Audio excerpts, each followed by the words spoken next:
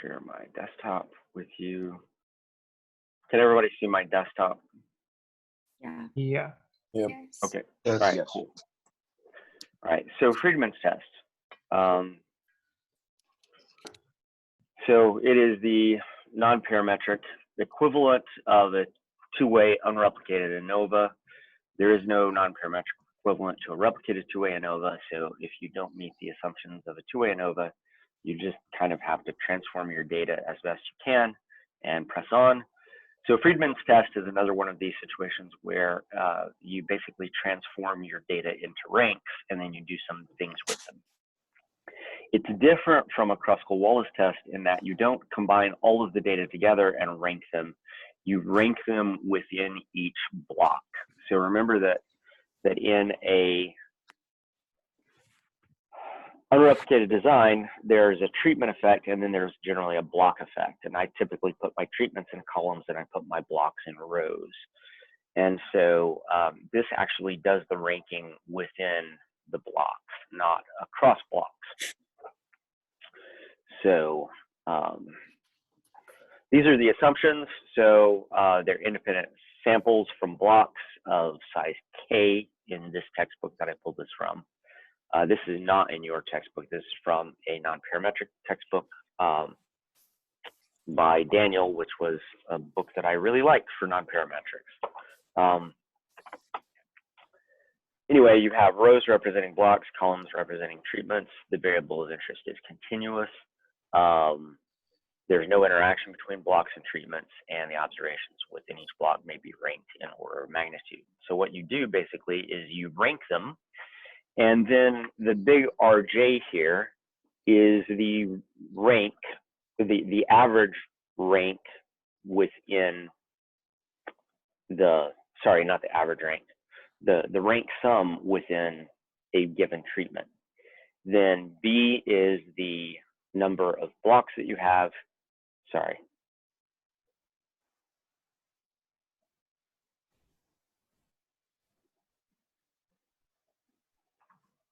Go back. Blocks, yeah, okay. B is the number of treatments you have. K is the number of blocks that you have. And this is basically just calculating what is the average rank of a treatment minus the expected average rank. And so in a way, this is basically like the observed minus the expected squared, which you will recall back from the chi-square analysis, because this ultimately is a chi-square test. And so this thing will be distributed according to a chi-square distribution. And then this is basically just a constant that is based on sample size that is multiplied times the rest of this.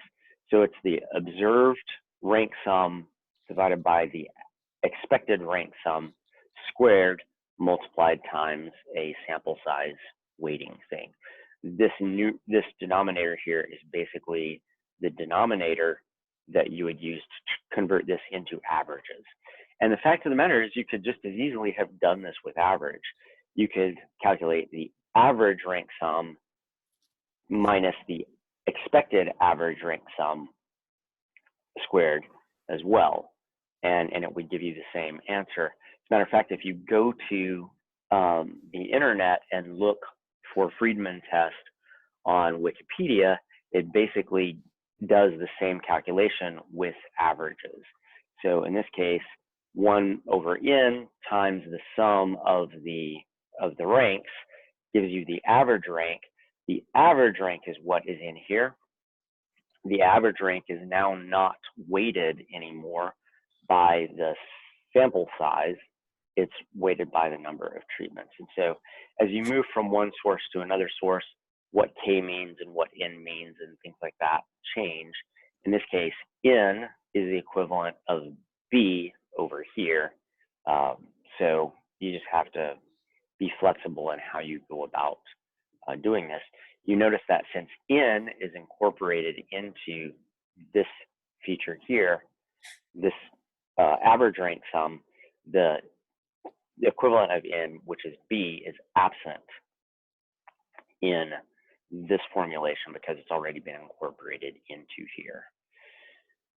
So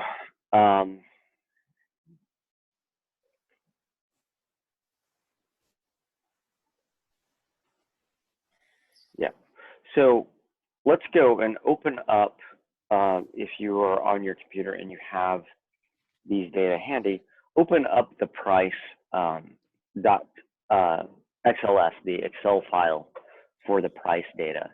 The first sheet is named price, and it has the calculations of doing the ANOVA that you've seen before. The second sheet is where I calculated the sum squares residual for putting into the ANOVA table. And then the third table here, the third sheet is actually where I'm going to calculate the Friedman's test. And I'm going to calculate the Friedman's test 3 different ways because I don't trust myself and I don't trust R. And I'll show you why I don't trust R here in a few minutes. So here is the original data frame. So we have 4 brands, we have 10 supermarkets, and we're looking at prices, some products. Can you guys see this well enough, or do I need to blow it up? Yep, I can see. Yeah, I can see it. Yeah, I can Okay. see. I'm going to blow it up a little bit because I want you to see formulas here in a few minutes. So this is just the raw data. So what you do when you do Friedman's is you take the first row, the first block, which is supermarket A, and you basically say, what's the rank order of these things? Well, the lowest one is 2.41. The next highest one is 2.43. And then we have a tie for third and fourth, which is 2.47. So 3 plus 4 is 7. 7 divided by 2 is 3.5. So whenever you have ties, you get the average of what their ranks would have been had they not been tied. So we see that we have a tie in supermarket A, and we also have a tie in supermarket B. So once again, in supermarket B, the ties are the 2 low values, 2.48. That would have been rank 1 and 2. 1 plus 2 is 3, divided by 2 is 1.5. So they both get the rank of 1.5, and then the other 2 get 3 and 4. All of the other supermarkets, there are no ties, so they just get ranked from least to most, 1, 2, 3, 4, etc. And so now you have, for brand A, you have its sum of ranks, which is 17.5. For brand B, you have its sum of ranks, which is 35. Brand C has a sum of ranks of 34, and brand D has a sum of ranks of 12.5. And if you recall the data set, B and C were always higher average price than A and D were when we did the parametric test. So if you sum all of this thing up, it sums to 100. And so if you have 4 treatments, the expected sum of ranks would be 25 each. And so down here, it says sum equals 100. We have 4 brands, and so the expected values are 25. This figure here then is the sum of the ranks minus the expected sum of ranks if all brands were equal squared. And so that's what this value is. This value is this for brand B. This value is for brand C. And 156.25 is for brand D. And when you sum all of those up, that equals 413. And so what we've just done is we have calculated this part of the equation, this latter half of the equation. So now we have to calculate this part of the equation. Go back to the Excel file. Right here, what you see is this is 12 divided by 10, which is the number of blocks, times 4, which is the number of treatments, times 4 plus 1. That ends up being 0.06. And when you go back to the Friedman's test, 12 divided by the number of blocks times the number of treatments times the number of treatments plus 1. So that calculates this half of the equation. So now all we have to do is multiply this times that. And when we do that, it equals 24.78. So we can see that this is F15 times M15. It's the sum of the deviations of the observed ranks minus the expected ranks squared, multiplied times this correction for sample size. And what we get is a value of 24.78. This value here is the sum of the ranks 17.5 squared. So that value squared. So another formulation for this this equation is actually by just looking at the sum of the ranks squared, multiplying it times this multiplier here, which is the same as that up there, and then subtracting this from that. And so we can calculate it that way as well, by looking at the sum of the ranks squared is here. And so we add all of those up, and that gives us 2,913. This 150 comes from 3 times the number of blocks times the number of treatments plus 1, which is this part here. And then this part is the same as we've already calculated, which is 0.6, which is right there.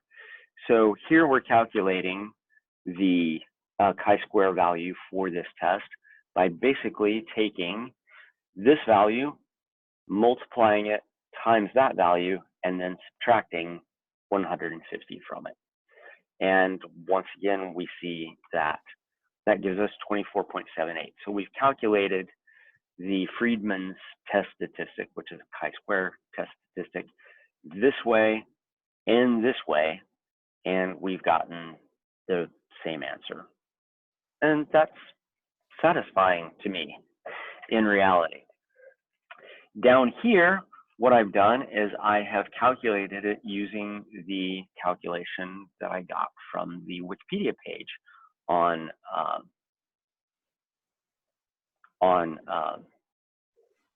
Friedman's test, where we actually use the average ranks rather than the sum of ranks.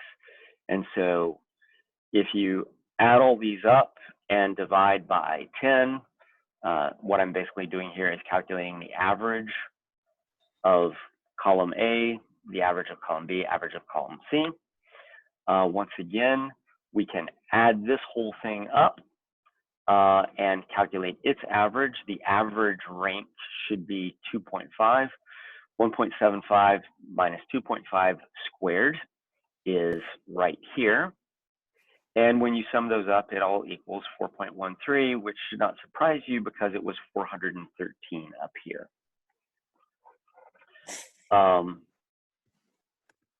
12 and 10 and 4 are the values that are 12 is the numerator, 10 is the number of blocks, 4 is the number of treatments. And so when we do that to calculate the thing in front, it ends up being 6. And when we multiply that times 4.13, we get 24.78, which is the same as what we got there, and is the same as what we got there. So it doesn't really matter which equation you use. Every equation that you can find ends up being 24.78. Did everybody follow that? Yep, pretty much. Yeah. Okay. So you're going to evaluate this with 3 degrees of freedom because there are 4 treatments, and your degrees of freedom is 1 minus the number of treatments. And so if you go to Dan Soper's website or just go and look this up in a chi-square table, you're going to see that the chi-square critical value for 3 degrees of freedom is like 7.8 or something like that.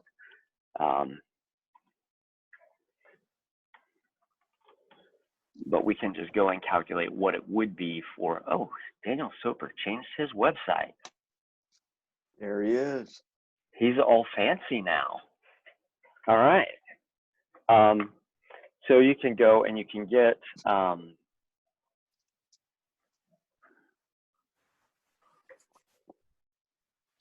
under chi-square distribution, you can get the p-value calculator for chi-square test. Our chi-square value is 24.78. We have 3 degrees of freedom, and that will give us a really, really tiny p-value. really, really tiny p-value. We can go back and we can say, well, what would the critical value of chi-square be if we have 3 degrees of freedom and we want to test at a probability level of 0.05, and it's 7.815, which is close to what I thought it was. And so our chi-square value is 24.78. That's way bigger than the critical value. And so we would conclude that these treatments are different. And so, so it's telling us the same thing that doing the parametric Friedman's test told us. Now, so we can calculate it by hand. We calculated it 3 different ways by hand, and we all got the same answer. The whole reason that I went through this process of calculating it 3 different ways by hand is because when I went to R messed with my head. So I'm going to go to the R script now, and here's the two-way unreplicated R script that you have had.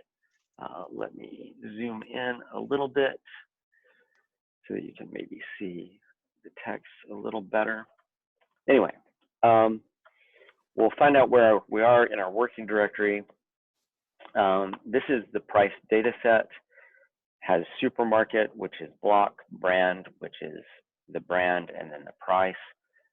We can do a 2-way ANOVA on this, and we get a 2-way ANOVA that basically says supermarket is in effect and brand is in effect. I illustrated to you before how you could do this with an interaction term as opposed to just doing it with the plus sign.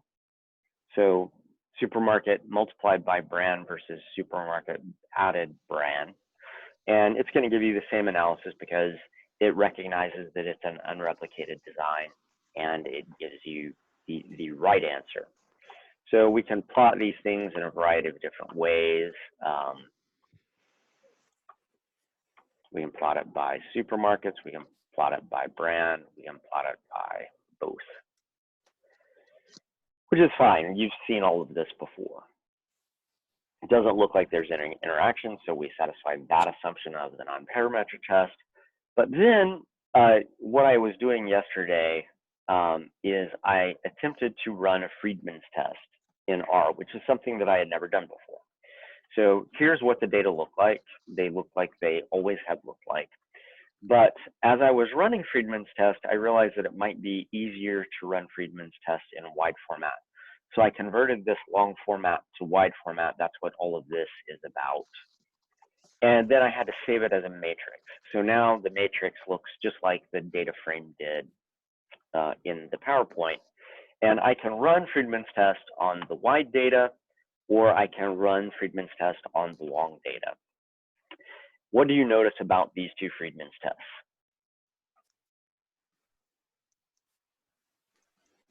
They appear to be the same. Mm-hmm. What else do you notice about them? They're not the same as the hand calculations. They are not the same as the hand calculations, are they? So I was very distraught by this because I'm pretty sure that I did my hand calculations right the first time. So the first time I used the first formula because the first formula is easier for me to think about because I already know how to do the observed versus expected squared thing. So in statistics, you see these things coming up over and over again. Observed minus expected squared, that's from a chi-square. Oh, look at that, that's a chi-square statistic that we're calculating. I can wrap my head around these things, so I typically go with formulas that make intuitive sense to me first. So then I'm like, well, maybe I made some mathematical mistake. And so I went and calculated it this way, got the same answer. So then I said, okay, well, what's up? I thought that it might be due to sometimes when you're doing rank transform methods, there are corrections that you have to do for ties. And then I saw on the Wikipedia page this equation, and I noted here, note that the value of Q does not need to be adjusted for tied values in the data. I'm like, okay, well, if I calculate this and R is adjusting for ties without telling me, then I should get the same value here as I get in R. But we just ran through this equation and found that we got the same answer when we ran this equation and when we ran this equation. So I'm like, okay, well, if this one is correcting for ties, then why am I getting the same answers here and getting a different answer? Although it's not terribly different, 24.78 versus 25.28. It's not a terribly different answer, but it's not the same. And it should be the same. So I suspected it was due to correcting for ties. When you look in the non-parametric statistics book that I pulled these formulas from, you will see that there is a correction for ties wherein you cube the tie and subtract the tie from the cubes of the tie, and this is the correction for ties. So what that means in this data set is we have one tie, and two of the observations are tied. So it would be 2 cubed minus 2. 2 cubed is 8, minus 2 is 6. And so there's a tie correction here of 6, and there is a tie correction here of 6. So then my partner is at home, and when I get home yesterday, I say, okay, I'm having this problem with Friedman's test that I need to figure out before class tomorrow.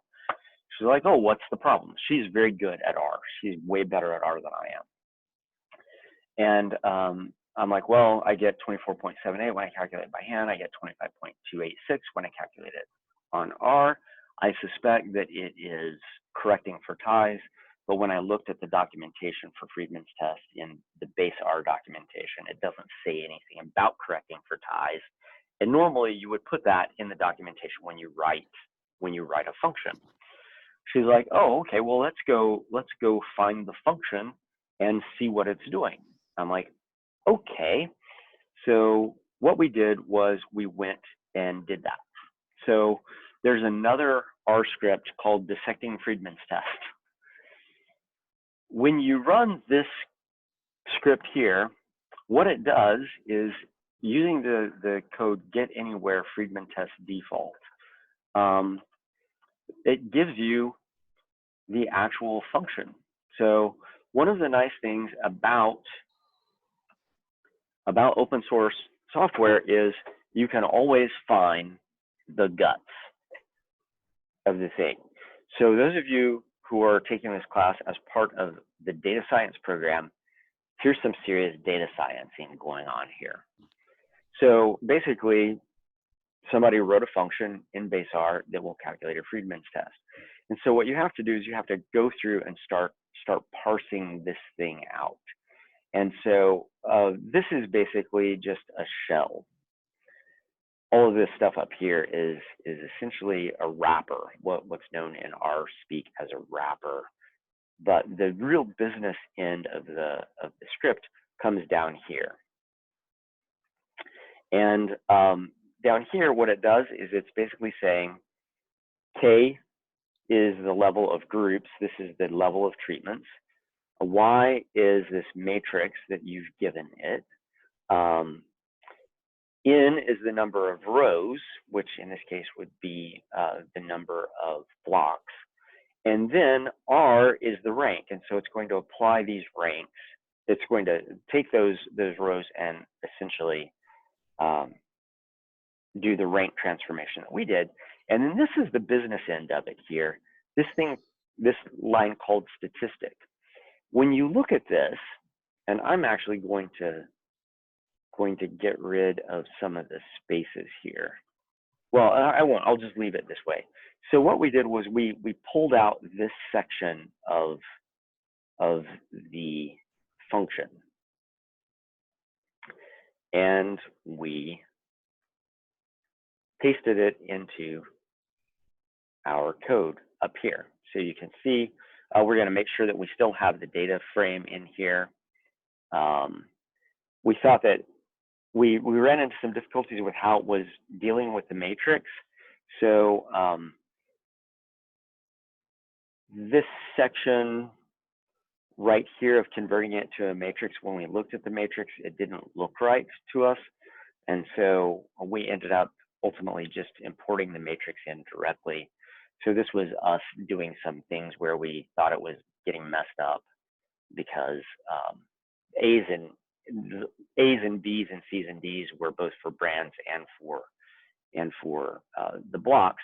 Anyway, in the end, what we ended up doing was just using the matrix form. So if we want to know what K is, that's the number of levels in brand. And so we can see that that's 4. This matrix messed us up over and over again. So we finally just used the wide version of it. And then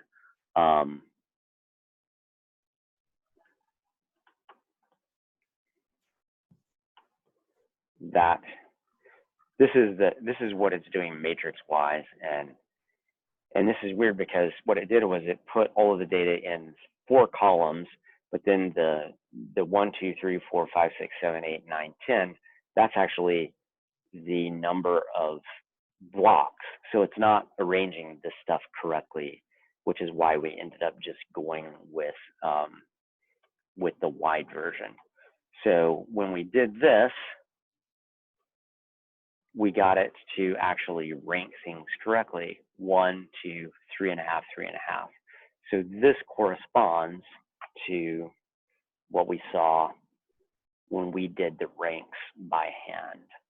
So it took a little bit of, one of the problems with breaking into code is when it's doing something with a matrix and it's not returning you the right answer, you sometimes have broken something somewhere else in some other code that this code is referencing that you didn't recognize.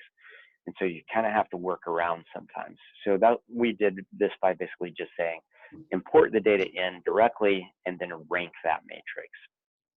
And so when we did that, it gives us the correct ranks. We have ties in the first 2 blocks and we don't have ties anywhere else, and they all correspond to our data before. We can get the number of rows here, which is n, that should be 10. And then there's this thing ties. And when we run ties, it gives us this long list. And what this long list is about is this is block 1, and block 1 has one value that is 1, another value that is 2, and it has 2 values that are 3.5. Block 2 has 2 values that are 1.5, one value that is 3, and one value that is 4, which once again corresponds exactly with what we have in our data set when we rank it over in the Excel file. And then for all the rest of them, there's one value for 1, 2, 3, and 4. There's one value for 1, 2, 3, and 4. There's 1 for 1, 1 for 2, 1 for 3, and 1 for 4, because there aren't any ties in any of the rest of this. And so up here, what this thing is doing, if I can go up and find it now, this ties thing is basically creating a list of all of the ties by row. And then the reason that that is important is because this thing back here at the end is dealing with ties. Well, what is it doing? Well, it's running a function, and that function is u to the third minus u. Well, where have we seen that before? U to the third minus u, summed across however many ties you have. And in this case, the correction that they're using then divides that sum by the number of treatments minus 1, which in this case would be 3. Well, what is mu to the third minus mu? Mu to the third, the number of observations that are tied is 2. 2 to the third minus 2 is 2 to the third is 8, minus 2 is 6. We have 6 in block 1. We have 6 in block 2. 6 and 6 is 12. 12 divided by 3, which is k minus 1, is 4.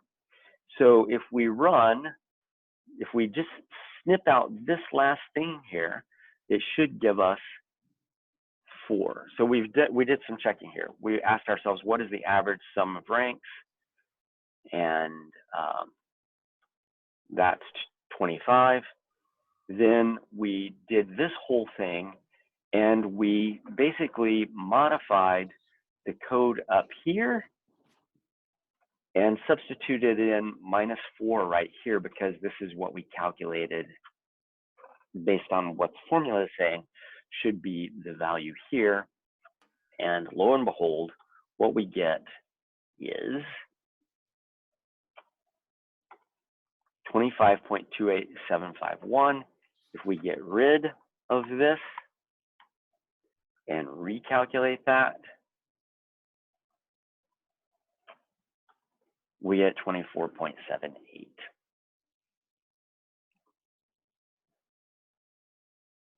If we run this thing that is the correction for ties, which is X here, we get that whole thing, which is just the list of ties. And so 006 is the value associated with that tie, 6 is the value associated with that tie. All the rest of these things are 0. 6 plus 6 is 12. 12 divided by k minus 1 is 4 rather. So basically we figured out that what it's doing is it is just subtracting. When it does statistic, it's just basically calculating the hand calculation that we used and then correcting it 4 ties, 25.28571. So I don't know what to, I guess I don't know why I'm telling you this, except that I spent like 3 hours doing this last night. But those of you who are in data science, when you get an answer that is not the answer that you expect, there may be a perfectly good reason for getting that answer. One of the nice things about R is the actual source code is available to you. And if you're willing to work hard enough to access it and figure out what the hell it's doing, you can basically pick it apart. And now I sense stunned silence on the other side of the Zoom meeting, and I'm wondering what your thoughts are. Are we going to be using this test for our problem set? No, Yeah. this is just to expose you to this other realm of statistics, non-parametric statistics, that basically frees you up a little bit from the rigid assumptions of parametric statistics. When I was an undergraduate, I took an entire class in non-parametric statistics. We used this textbook. It's this thick, and it's full of analogous methods to parametric methods. And so there's a whole other world of statistics out there that you don't normally get exposed to, that you can use for a variety of purposes. In some cases, they're strict analogs of the parametric tests that you're learning. I'm not ever going to test you on them. I'm not going to ask you to use them necessarily, but I want you to at least be aware that they are there. Okay. So take this whole day today as interesting information. I know that it exists. If I ever get into trouble, I know at least what the names of these tests are, and I can go and do some research into them. And when I am confronted with them, I will at least have somewhere in the back of my brain that, oh yeah, these are rank transform methods. And so I'm dealing with the ranks of the data rather than the raw data themselves. Then once you've reminded yourself that that's the case, you can figure this out. So Paul, in a kind of a bottom line sense, R was doing it correctly? R is doing it correctly. If the situation is a situation that has ties. Yes, because Okay. when you go back and look at the assumptions here,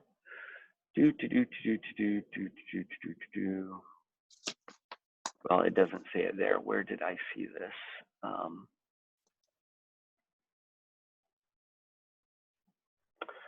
Somewhere where I was reading yesterday, one of the other assumptions in here is that there are no ties.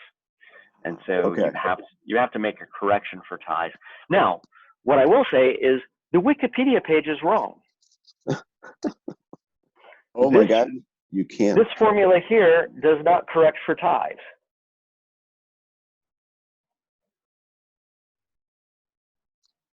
Oh, So this is directly from the Wikipedia page, and this equation does not have a denominator correction that corrects for ties. So this thing at the end here that says, note that the value of Q does not need to be adjusted for tied values in the data. Not true. Because my textbook says that it does, and then every way in which you calculate Friedman's test in R corrects for ties, and they all correct for ties in the same way. So if we go back to the two-way analysis of variance, unreplicated R, we tested Friedman's test, this Friedman.test, this is all base R. But there is also a program that is used for doing post hoc comparisons. So you can do post hoc comparisons in Friedman. So you can compare A versus B, the brand A versus brand B, they're different. Brand A versus brand C is different, but brand A is not different from brand B, which is what we already knew from doing the parametric version of Friedman's. And we found that brand A is not different from brand D, but brand B and C are different from A and D. So this is basically just reinforcing that. mhm. But you can go to this other package called PMCMR Plus and run a different formulation of Friedman's test written by a different person, and it gives us the same exact answer. And I did not go and pull this one apart, but my guess is it has the same correction for ties that the base R version of Friedman's test does. This is why you should not believe things that are on Wikipedia. Even though somebody has presumably gone to their trouble of making sure that it is as correct as they can make it, Wikipedia is not flawless either, because this equation does not correct for ties.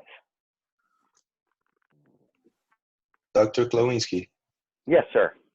can you give me a real life example of use of a Friedman test to analyze a data set?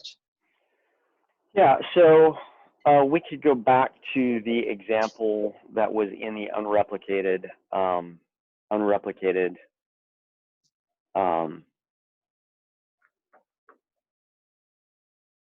two-way ANOVA example. So let me go in and dig that up. Two-way ANOVA without replication.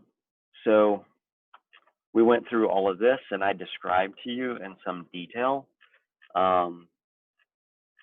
that we created a block design. So here you have a situation where we have two treatments, a trimming treatment and a detrital addition treatment. So you either trimmed or you didn't, and you either added detritus or you didn't. And these are arranged in three spatial blocks. Block A has one version of the control, one version of the trim treatment, one version of the detrital treatment, and one version of the trim and detritus. This represents a non-replicated block design because you only have one version of the control in block A, one version of the trim and detrital addition in block A, only one version of detritus only in block A, and only one version of trimming in block A. Now, if you then looked at the assumptions of this and you found that there was skew or non-normality in whatever data you were measuring. So in these plots, I measured lizard abundance. Well, one of the things about measuring lizard abundance is lizard abundance tends to be skewed. In most plots, you find very few lizards. Occasionally, you find a lot of lizards. So if this is lizard number or number of lizards, from 0 to a lot of lizards, Most of the time, you spend your time walking through the forest, not seeing very many lizards, but occasionally you'll see quite a few. And so we tend to have skew in these types of data, in which case you can't analyze the data using standard parametric methods, but because there is a non-parametric analog, you can analyze these data using Friedman's test. Because while each treatment may be different from one another, they're all going to exhibit positive skew. And so this would be a situation where you might want to use Friedman's test to analyze data that looks like this. Another real world example would be if you were measuring the same variable, measuring different variables in the same individual. So if you were doing something with humans, like in a psychological test or something like this, you might have multiple observations on the same individual because you had that individual and you gave them a survey, and while you were giving them the survey, you also looked at physiological data on that individual. And so that individual becomes a block because you've measured that individual repeated times for different things. So there are all kinds of times when you might use Friedman's. You can use either the parametric version of a two-way ANOVA without replication, or you can use the non-parametric version if you don't meet the assumptions of the parametric version. Friedman's is just the non-parametric version. Does that clarify for you, Athos? Yes, I understand completely the examples, but I was searching for like a word to define the test. It's not like normality, it's not like variance. What is the word that I want? Friedman's test, it's a non-parametric analog of the two-way ANOVA without replication. And there is no simpler way of saying it that I know of. So we have two-way ANOVA that has replication, and then we have two-way ANOVA that doesn't have replication. The non-parametric version of the two-way ANOVA without replication is the Friedman's test.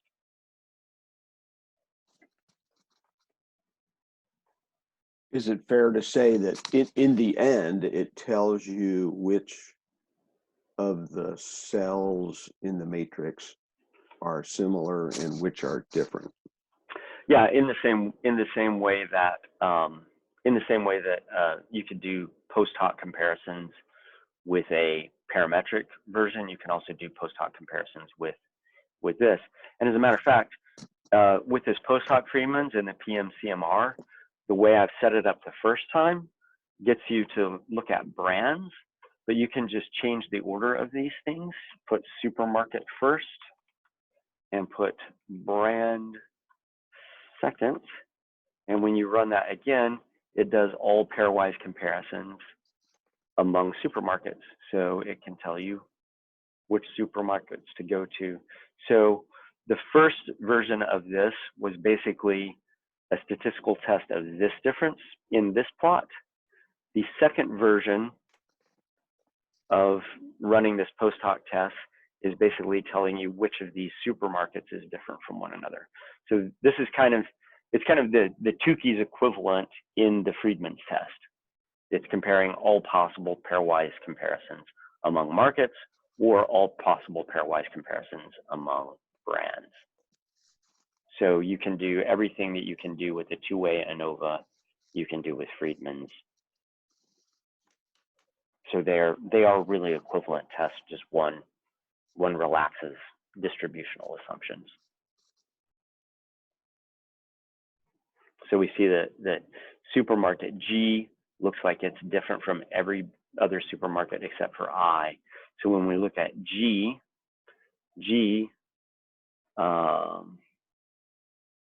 is that right? G?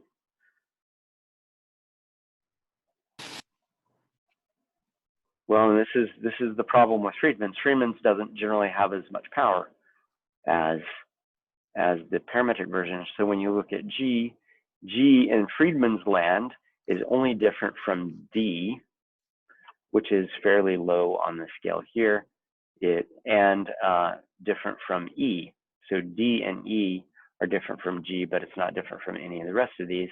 And it's because in many cases, non-parametric methods have less power for distinguishing differences than parametric methods do. You said it relaxes distributional assumptions, meaning we got here because it was not normal, or we got Our here. data were not normal, or our data were not homogeneous invariances. Ah, okay, right. Yeah. Okay. Same reasons that you would use a Kruskal-Wallis test in a one-way ANOVA rather than the standard parametric one-way ANOVA. Yep. So those of you who are hardcore data science people, I recommend occasionally tearing apart a function to see how the function is working. If you really want to get practice doing programming, basically tearing open a function and looking at its structure will be useful to you in developing your programming skills. There's no reason why you can't write your own packages and functions in R. All you have to do is get used to the syntax of R, and the way you get used to the syntax of R at a coding level is by looking at how other people have coded things that you're familiar with. And the nice thing about it is all you have to do is ask it to give you the raw code, and you can go and explore that. If you're not a data science person and you're not interested in that end, then don't do this because it will make your head explode.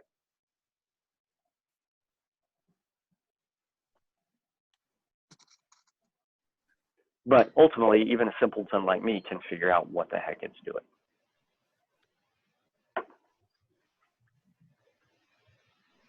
Questions?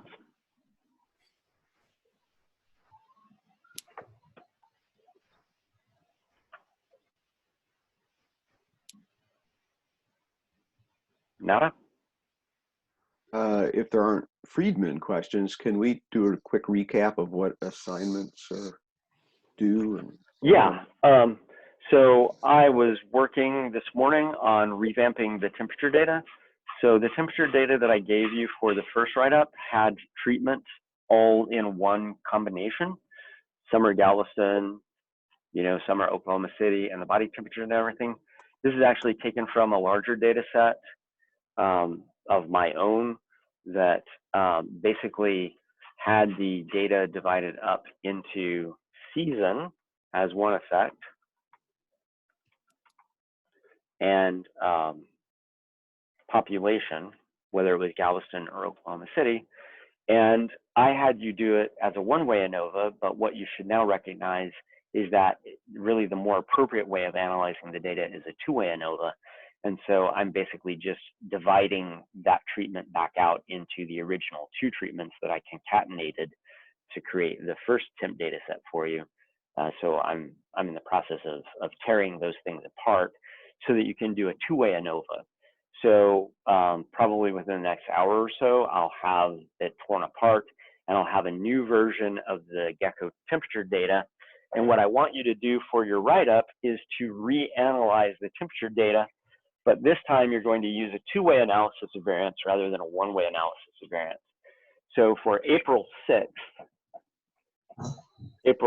this is the problem set that is already online, that some of you have already done it and turned it in, but it's working it out either by hand or in Excel so that I can see the equations so that you know what the method is doing. In the problem set, there are two replicated designs and there are two unreplicated designs. That's due April 6th. April 10th, which is I think next Friday, is the write-up, which is just like the write-up that you've already done on the Gecko data. And so this is going to be the same data. It's going to be the temp data, but rather than the two treatments combined into a single treatment and your lack of the ability to test the interaction term, you're now going to use this with a two-way ANOVA. So I decided to do it with data that you're already familiar with, but analyzed in what I view as the correct way of analyzing it. The reason that I think it's important to do this and to make this contrast, is oftentimes I see my colleagues who basically do this thing right here, which is weird. They have two treatments, and rather than analyze them in a two-way ANOVA, they combine the treatments into one treatment, analyze it as a one-way ANOVA. But what happens is they lose the ability to then measure the interaction. And in my conversations with them, it's clear to me from the conversation of why they did a particular experiment that one of the things that they're really super interested in is the interaction term. But by conflating the two treatments into a single treatment, they lose the ability to test that interaction term. And so I spend a certain amount of time sometimes trying to convince them to tear those two treatments back apart into two separate treatments so that we can attempt to measure whether an interaction is actually occurring. So the write-up that is due on April 10th is a write-up similar to the write-up that you just did on the Gecko data, except now you're going to be using a two-way analysis of variance rather than a one-way analysis of variance. Does that answer your question, Tom? Yeah. Now I'm thinking like the Levine is going to look the same. The Shapiro is going to look, a lot of it is going to look the same. A lot of it is going to look the same. What's not going to look the same is the overall ANOVA table. Okay. Because yeah, right. It'll have a interaction line. Yes. Part of what was in residual variation is now going to be accounted for by the interaction term. Okay. Mm-hmm. And because, so here's the important thing also.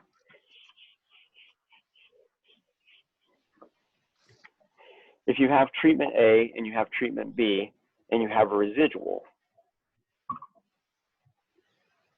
well, sorry, you have treatment A and you have treatment B and you have an A by B interaction and then you have a residual. There's a certain amount of the variation that is accounted for by A, that is accounted for by B, is accounted for by the interaction, and then whatever isn't explained by those three things gets dumped into residual. Now, when we combine A and B into a single treatment,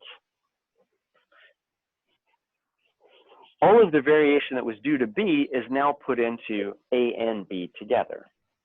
So the sums of squares for A and B is bigger, but all of the information that was explained by an interaction term gets folded into residual. So while this effect may be bigger, your residual is also bigger. And so when you then calculate mean square and F, in this situation,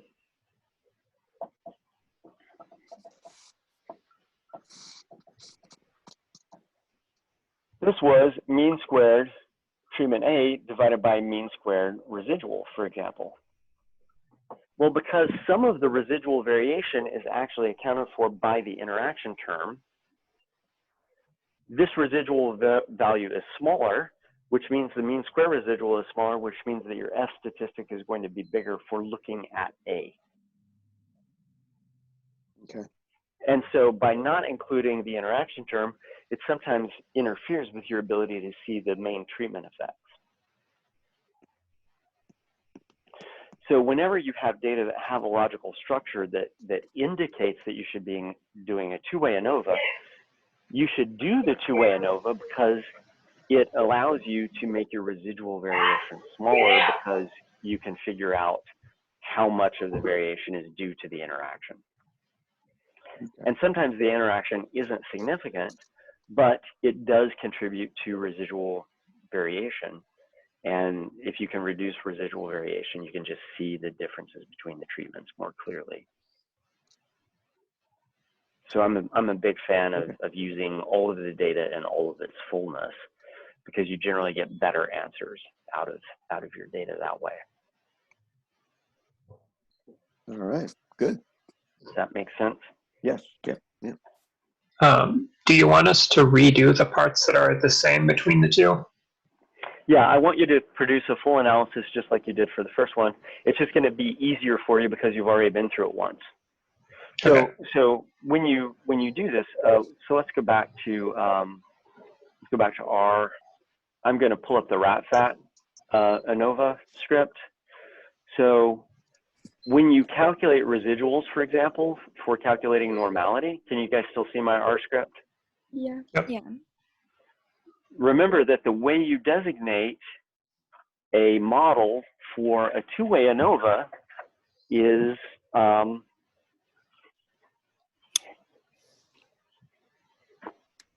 the independent variable, sorry, not the independent variable, sorry. The dependent variable, tilde, means that the dependent variable is being determined by something. It's being determined by independent variable 1 interacting with independent variable 2, and then whatever your data frame is.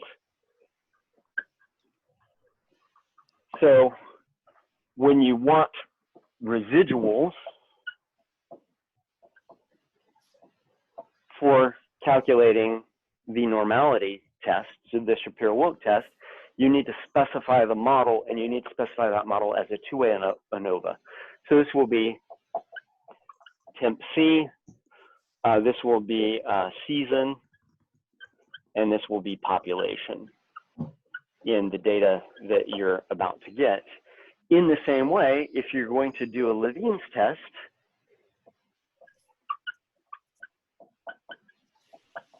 same deal. You have to ask Levene's test to do it on this model.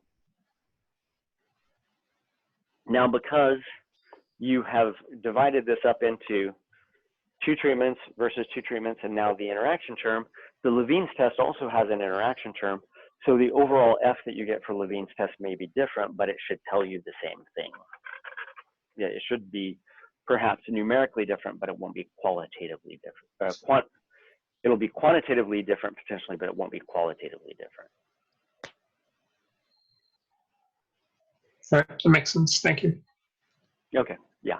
So just pay attention to how you're building your model. In the rat fat data, you wanted to know about growth, and growth was influenced by fat and sex, as well as their interaction. So, For the problem set, whenever we're putting the data in Excel, does the treatment always need to be in column A of Excel? You know what I mean? It doesn't have, no, it doesn't have to be. You can arrange it in Excel however you want it to be, actually. Okay, so like the order of the columns doesn't really matter. No, are you talking about setting up an Excel file to then import it into R? Yes. Yeah, no, you just need to have column headings such that you can identify which column actually is the treatment. Okay. I've over the years just gotten in the habit of, well, let me go and get one.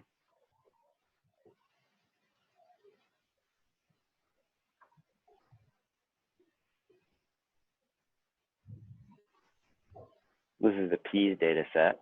I've just gotten in the habit of putting the treatment first rather than the data first.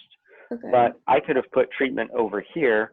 R doesn't care because you're going to tell R which column has the treatment levels in it and which column has the data in it. Okay. Yeah, so it doesn't matter. And then also, you suggested that we do all the different problems in the same Excel, like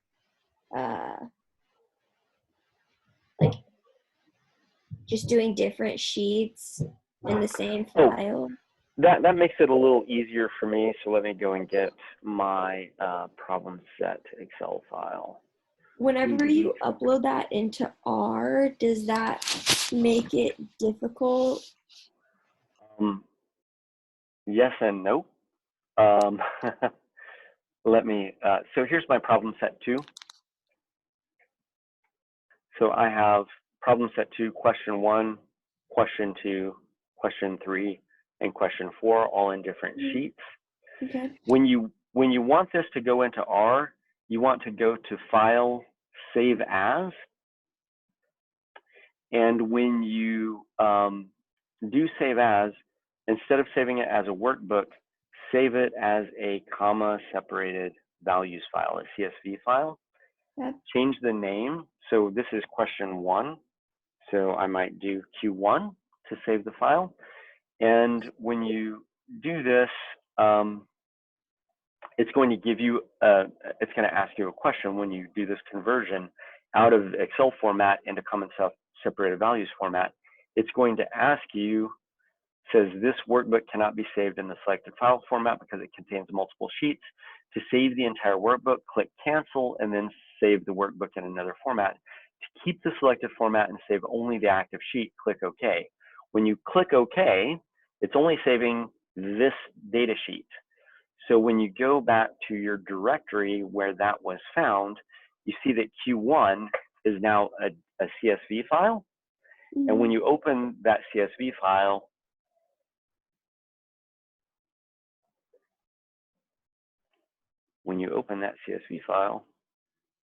why did it not open? Oh, there it is. You see that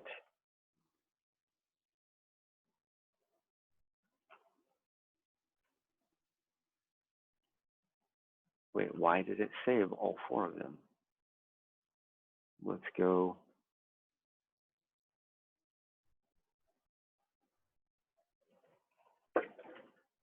Let's go to R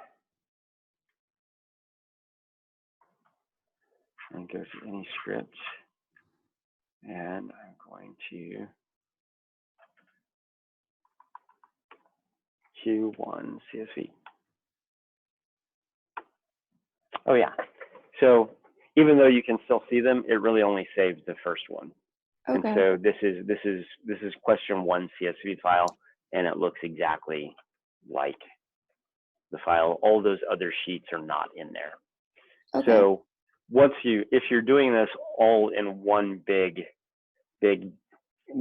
sheet, you just have to save question 1 separately from question 2, from question 3, from question 4.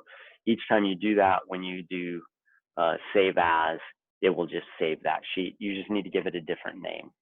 Okay. That makes sense? Yeah, and then are we gonna do different R scripts for them, or put No, them you in could the actually same? do it all in one. So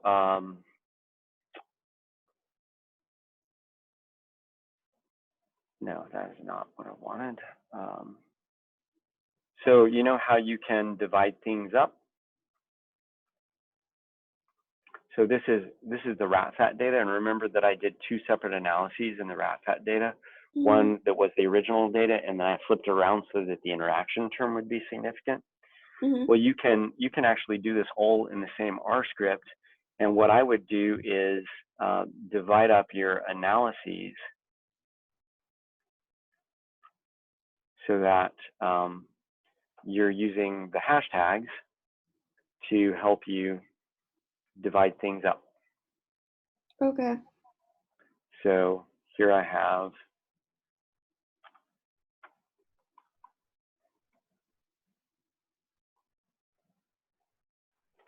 my analysis all divided up into little sections. And so this whole thing up at the top is the original data. Then I have another section down here where it's now altering the data to make the interaction significant. I don't have that commented out such that it will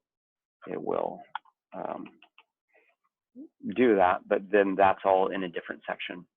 Okay. Okay, so you can easily just do this all in one big script if you want. Just leave yourself some comments so that you know what you're doing in any given section, and leave comments so that I know what you're doing in any given section. And I would advise you to use hashtags to make these things expandable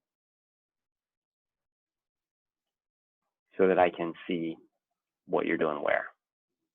Okay? Okay. Yeah. You can put it in 4 different R scripts if you want, but it's not necessary.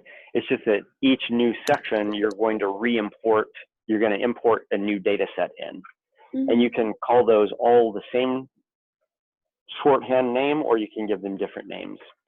If you give them different names, it makes it a little easier so you don't accidentally analyze the wrong data set because you didn't import in the right data set, but it doesn't matter. All right. Do whatever works for you.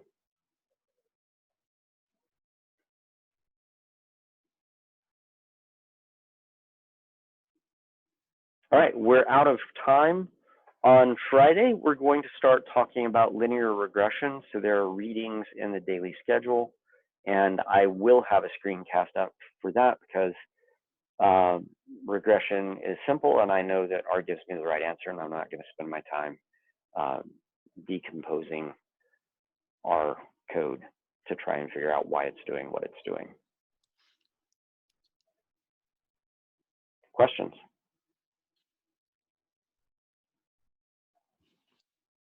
All right, I'll see you on Friday then. See ya. See All ya. right.